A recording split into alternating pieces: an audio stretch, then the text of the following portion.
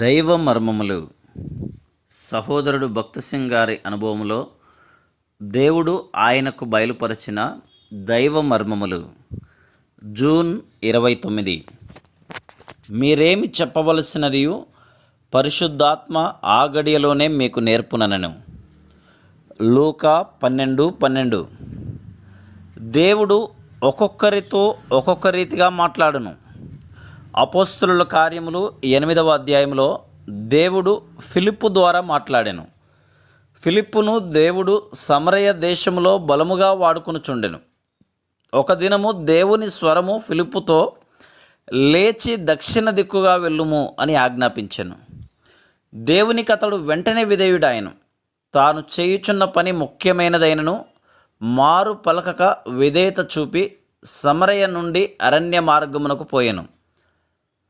దేని కొరకు పొమ్మని దేవుడు ఆజ్ఞాపించినో ఫిలిప్పు ఎరగడు. దేవుడు ముందుగా అతనికి చూపించలేదు. దేవుడు గాజాకు పొమ్మని చెప్పెను. అపోస్తలుల కార్యములు 8:26. ఫిలిప్పు అరణ్యమునకు పోవునప్పుడు ఐథియోపియుడైన నపుంసకుడు రథములో పోవచ్చు యెషయా గ్రంథమును చదువుట చూచెను. యెషయా గ్రంథమును చదువుచున్న ఐథియోపియుని చూచి దేవుడు తనను ఎందు నిమిత్తము పంపెనో గుర్తెరిగెను.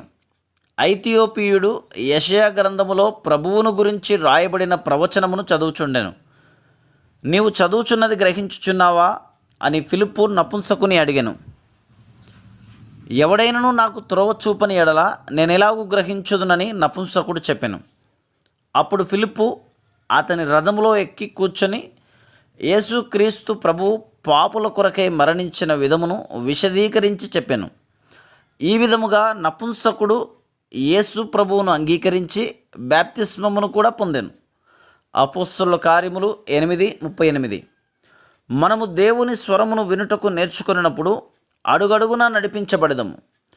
మత్తయి 10:20, లూకా 12:12, 21:15లోని ఆయన వాగ్దానముల ప్రకారము మనము కలుసుకున్న వ్యక్తికి అవసరమైన మాటలను అందించినట్లుగా ఆయన మన పెదవులను ముట్టి మన నోట తన మాటలను ఉంచుటను మనం కనుగొందుము.